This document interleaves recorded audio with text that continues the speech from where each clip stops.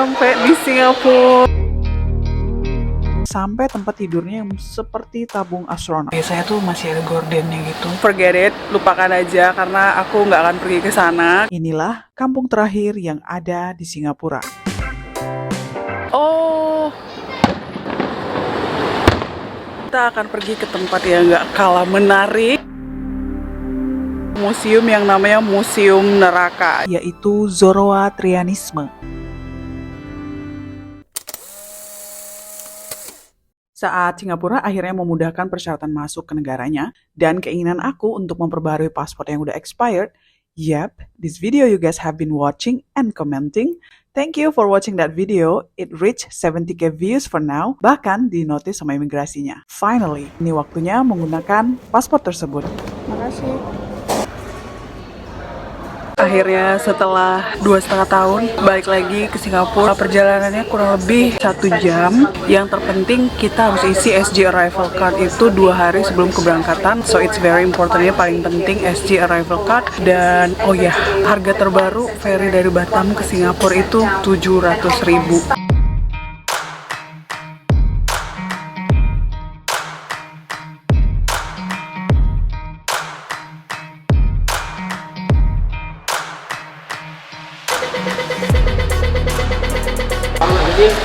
Akhirnya nyampe di Singapura. Terus tadi aku habis beli SIM card. Karena aku beli SIM cardnya Singtel, jadi itu ada hadiah Airvans. Oke, sekarang aku mau isi MRT card karena punya aku kayaknya udah habis.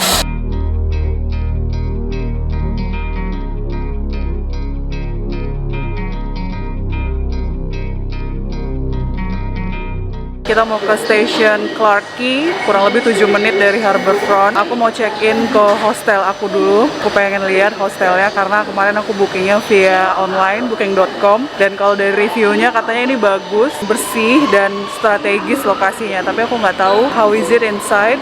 So, kita bakal ke sana dulu.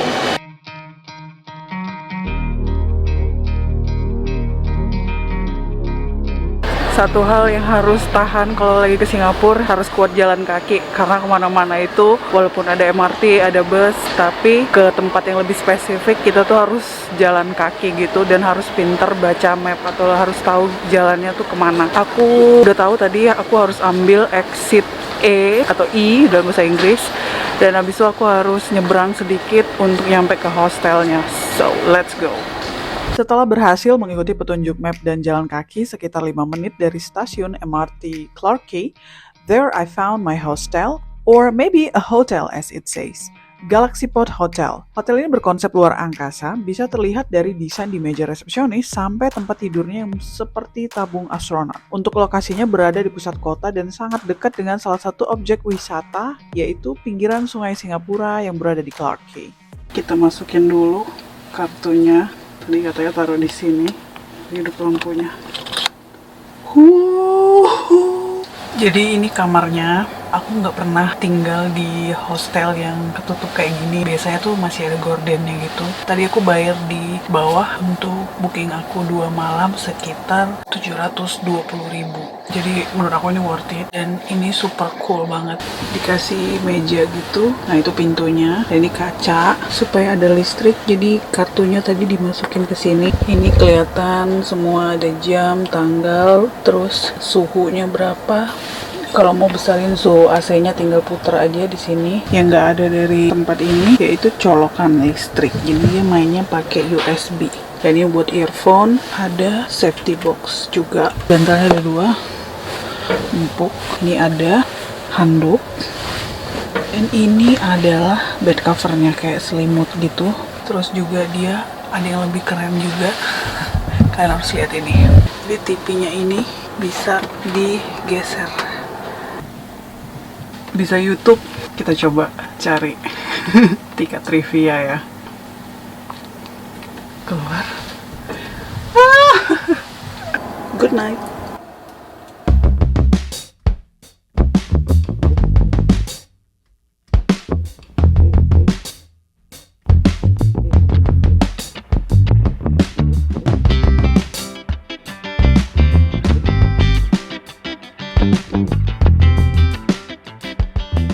Selamat pagi. Hari kedua di Singapura, aku mau pergi ke suatu tempat yang sangat nggak biasa di Singapura. Jadi kalau kalian yang nonton video ini dan berharap aku lagi akan pergi ke Marina Bay Sands atau ke Orchard Road, mungkin ke Bugis Street, Haji Lane, whatever, forget it, lupakan aja karena aku nggak akan pergi ke sana. Kalau kalian mau cari video yang kayak gitu, pasti banyak banget vlogger-vlogger lain yang udah buat. Lebih keren lagi pastinya. Perjalanan ke sana membutuhkan sedikit effort. Selain pakai MRT, kita juga harus pakai bus. Let's get to the place.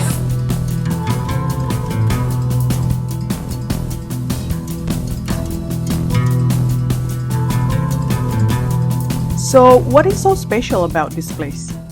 Di akhir Perang Dunia Kedua, Inggris pada masa itu berhasil mengambil alih Singapura atas Jepang. Di bawah kendali Inggris, tahun 1963, Singapura bergabung dalam Federasi Malaya ketika pembentukan Malaysia. Namun karena kerusuhan sosial dan perselisihan partai berkuasa di Malaysia dan Singapura, pada 9 Agustus 1965, Perdana Menteri Singapura Lee Kuan Yew mengumumkan Singapura berpisah dari Malaysia untuk menjadi negara yang berdaulat dan merdeka. Program modernisasi Singapura dimulai pada akhir 1960-an hingga ke 1970.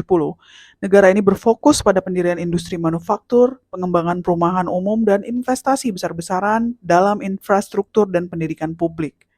Pada tahun 1990, Singapura menjadi salah satu negara makmur di dunia dengan perkembangan ekonomi yang pesat dan menjadi tuan rumah bagi lebih dari 650 perusahaan multinasional dan ribuan lembaga keuangan dan perusahaan perdagangan. Di 2019, Singapura menduduki ranking 1 dunia sebagai negara paling kompetitif. Tahun 2022, Singapura menjadi tuan rumah untuk 5,8 juta penduduk, saling berbagi kehidupan yang modern, aman, bersaing, sistematis, dan berteknologi tinggi.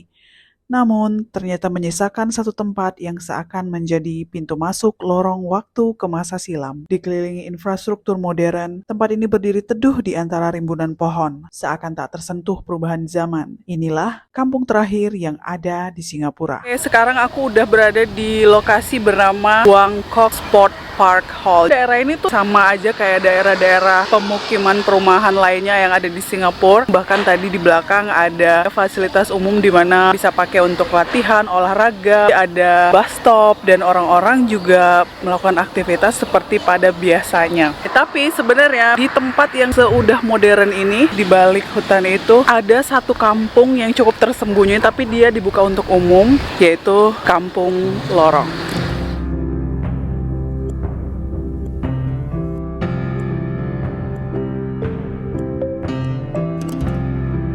Unbelievable ya, kayak semenit yang lalu aku lagi ngerasa kayak ada di Singapura. Ketika aku masuk ke dalam gerbang ini, I don't really feel like I'm in Singapore right now. Kampung ini sudah ada di sini sejak tahun 1956. Ketika masuk ke Kampung Lorong ini, tidak banyak terlihat warga yang sedang beraktivitas layaknya suasana perkampungan. Ada sekitar 26 rumah kayu di sini. Penghuninya adalah para penyewa yang terdiri dari 10 keluarga Melayu dan 18 keluarga suku Cina. Sumpah aku ngerasa kayak lagi ada di Batam. Rumah-rumahnya kelihatan masih sangat tradisional. It's almost impossible for you to see something like this di Singapura. Jadi tuh lihat, masih papan, dan ini ada Surau Al-Firdaus. Aku mau jalan dan mau lihat-lihat seperti apa suasana di Kampung Lorong ini, karena biasanya kalau kampung itu kan sebenarnya rame, banyak orang, banyak anak-anak main, suasananya masih kental dengan tradisional gitu. Kalau aku lihat di sini kampungnya udah sepi, jadi kayak hampir nggak ada orang-orang yang lagi duduk di depan rumah atau yang lagi ngobrol-ngobrol sama tetangga gitu, hampir nggak ada. Anak-anak juga nggak ada yang aku lihat lagi main-main di luar, tapi let's see, aku mau coba sampai ke dalam-dalam sana ya. Pemilik tanah Kampung Lorong adalah Madam Seng Wei Hong yang diwariskan oleh ayahnya yang membeli tanah kampung ini di tahun 1956. Singapura, sebuah negara muda dengan aspirasi internasional, dengan cepat melakukan urbanisasi pada 1980-an dan beralih dari ekonomi pertanian ke industri. Banyak perkampungan diganti dengan flat bertingkat tinggi dan luas. Harga sewa rumah-rumah di Kampung Lorong variatif mulai dari $6.50 hingga ke $30 per bulan. Aku cium bau makanan khas banget, kayak bau-bau sambal sama gulai gitu dari dalam rumah ini. Lapar. Jadi emang bau-bau makanan tetangga-tetangga biasa kalau lagi masakan tuh suka baunya nyampe ya ke tetangga lain. Nah ini exactly the same. Jadi karena sekarang juga udah mau hampir makan-makan siang. Jadi ternyata guys bau lauk dari tetangga masih kecium. Madam Seng Mui Hong tumbuh dan membesar di Kampung Lorong semenjak kecil. Dia sangat dekat dan kenal dengan tetangga-tetangganya. Hidup berdampingan meskipun berbeda suku dan agama. Kenangan-kenangan pribadi dan indahnya kehidupan kampung membuatnya tidak ingin menetapkan harga tinggi untuk sewa rumah-rumah di tanahnya. Dengan Singapura, negara yang kekurangan ruang, Madam Seng menyatakan dia telah berjanji kepada ayahnya untuk tidak akan pernah menjual tanah di Kampung Lorong ini. Basically aku udah cover seluruh area.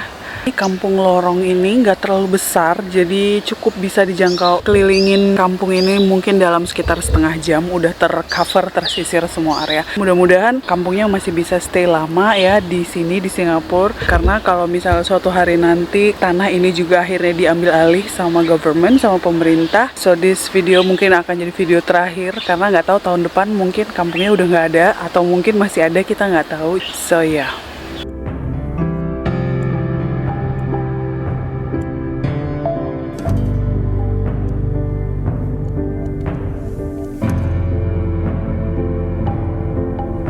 Oke, udah selesai jalan-jalannya. Sekarang aku mau keluar dari kampung ini dan kembali melihat suasana Singapura yang udah lebih modern. Ini kayak lagi ada di dalam mesin waktu ya. Oke, sekarang aku lihat ya. Singapura di 2022. Ini Singapura di 1950-an. Amazing. And welcome back to Singapore 2022. Balik lagi di MRT dan sekarang kita mau cari makan siang dulu. Kebetulan deket MRT Buangkok ini depannya ada Kopitiam. Jadi aku mau coba cari makan di sini aja. Panas banget. Say.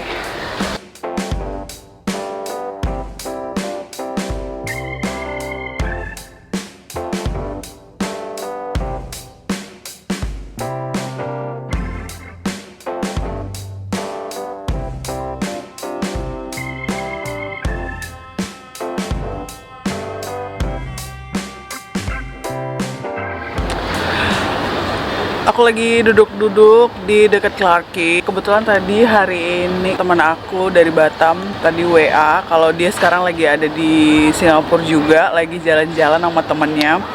Jadi kita janjian mau ketemuan dan rencana mau dinner bareng. So aku lagi nungguin dia. Depan aku nih lagi ada fireworks dan ternyata temen aku yang lagi aku tunggu ini lagi lihat kembang api juga tapi di tempat yang berbeda. So anyway, we were watching the same fireworks but from a different places. Kami keliling kemana? Ayo makan di mana? Ada dua orang yang menyusul. Akhirnya ada temen juga, aku dari kemarin sendirian kemana-mana dan hari ini seneng banget tiba-tiba ada yang datang join my trip. Oh, kembang apinya muncul lagi. I have to record this. Bentar.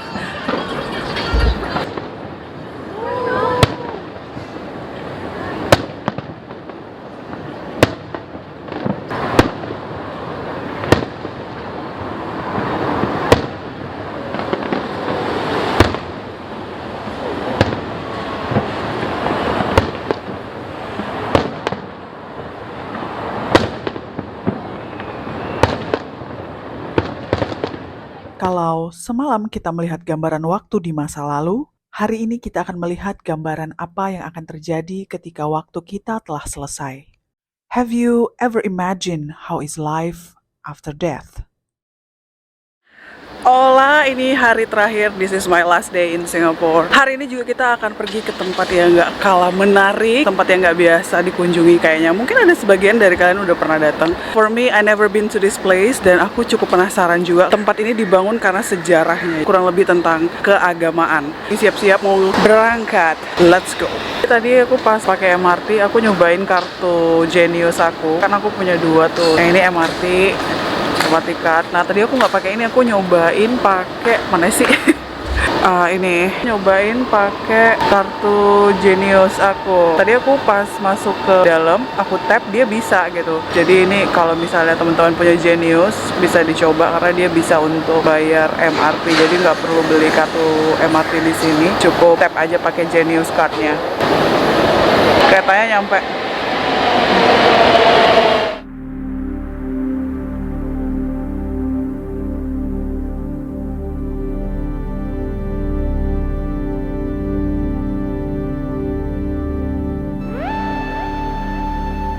Ini adalah tempat yang aku ngomongin tadi. Namanya adalah Haupar Villa. Dulunya namanya bukan Haupar Villa, tapi Tiger Balms Garden. Kalau kalian pernah lihat balsem yang gambarnya harimau, nah itu adalah balsem Tiger Balms. Pemiliknya berasal dari Myanmar, tapi mereka berpindah ke Singapura dan memulai bisnis turun-temurun kakek moyangnya, yaitu Tiger Balm atau balsem harimau. Dan mereka membuat tempat ini untuk dijadikan museum mengenang kakek moyangnya. Selain itu yang menarik, dalam Haupar Villa ini banyak sekali cerita-cerita dari etnis Tionghoa. Terus juga di dalam ada satu museum yang namanya Museum Neraka. Mereka kasih lihat gimana sih gambaran neraka dari sisi agama mereka. I'm gonna check it inside. Let's find it out.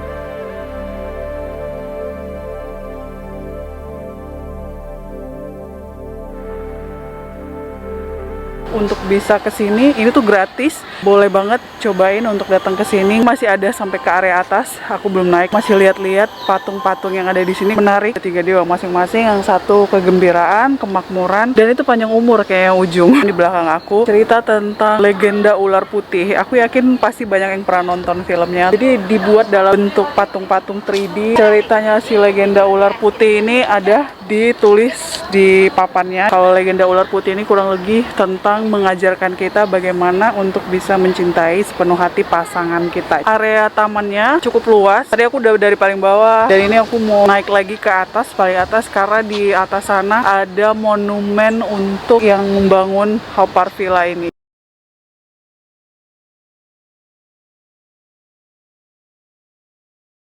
Sekarang aku mau masuk ke bagian yang paling seru, yaitu Hell's Museum.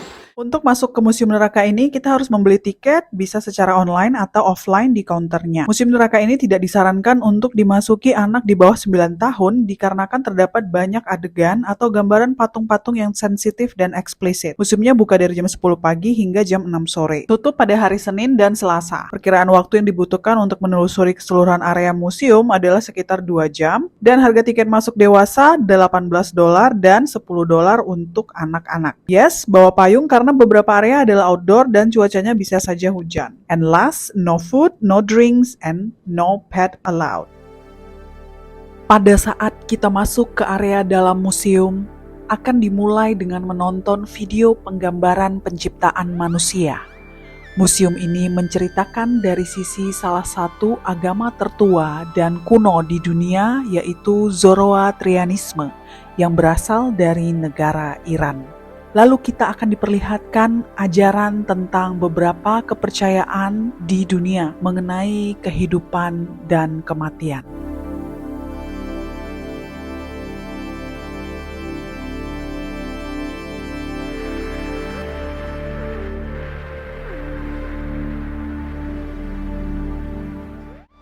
Apa saja yang harus dipersiapkan oleh orang-orang yang masih hidup untuk menghormati seseorang yang meninggal dunia? Terdapat beberapa contoh setup atau susunan ritual sembahyang yang diperuntukkan bagi orang-orang yang telah tiada.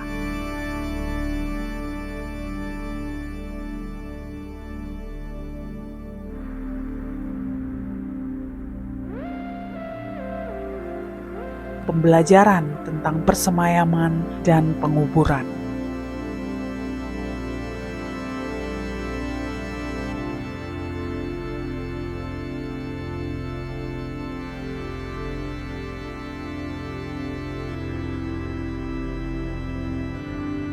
Belakang aku ini adalah contoh agama Buddha dikubur. Jadi itu diliatin contoh kuburannya. Dikasih tahu apa aja makna dari setiap desain yang ada di batu nisan kuburannya Buddhis. Oh wow, that's something that I just know. By the way, ini kuburannya nggak asli ya. Ini cuman model aja, bukan kuburan asli. So don't be scared. Sesampainya di hujung, kita akan dipertemukan dengan gerbang pengadilan neraka. Di area ini, kita akan diperlihatkan perjalanan seseorang setelah kematiannya. Gerbang ini adalah 10 Courts of Hell. Pengajaran tentang 10 penyiksaan neraka berdasarkan ajaran Taoisme dan Buddhis. Ini quote pertama, jadi di sini itu 7 hari setelah kematian seseorang, amal baik sama amal buruknya akan ditimbang. Setelah itu baru akan menuju ke pengadilan kedua. Jadi ini terjadi kalau di agama Buddhis, Taoisme, 7 hari setelah seseorang meninggal. Pengadilan kedua adalah siksaan untuk dosa korupsi, perampokan, bermain judi, dan prostitusi. Pengadilan ketiga adalah siksaan untuk dosa pemakai narkoba, sikap tidak sopan kepada orang tua, tidak bersyukur, dan penghasut. Pengadilan keempat, siksaan untuk dosa penggelapan pajak, penipuan, tidak berbakti, dan menelantarkan saudara kandung. Pengadilan kelima adalah untuk para pendosa yang melakukan pembunuhan berencana dan para rentenir. Pengadilan keenam bagi para manusia yang berselingkuh, berkata kasar, melanggar aturan, menonton porno, dan pembazir makanan. Ketujuh adalah pengadilan bagi para penggosip, pemerkosa, dan penabur perselisihan di antara keluarga. Kedelapan adalah pengadilan untuk perbuatan dosa bagi yang suka mencontek ketika ujian, memanfaatkan orang lain untuk keuntungan sendiri, dan manusia yang suka menyusahkan orang tua dan keluarganya. Lalu pengadilan kesembilan adalah untuk para pembunuh dan para manusia yang suka bertindak semena-mena.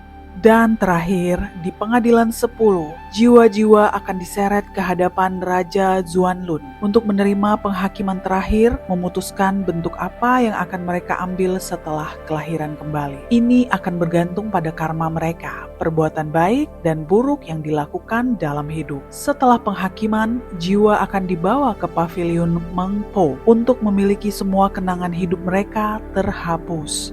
Kelahiran kembali terjadi, dan siklus penderitaan tanpa henti berlanjut. Oke, udah selesai. Aku udah keluar lagi dari Museum Neraka. Alhamdulillah aku keluar dengan selamat tanpa ada penyiksaan dan memoriku tidak dihapus.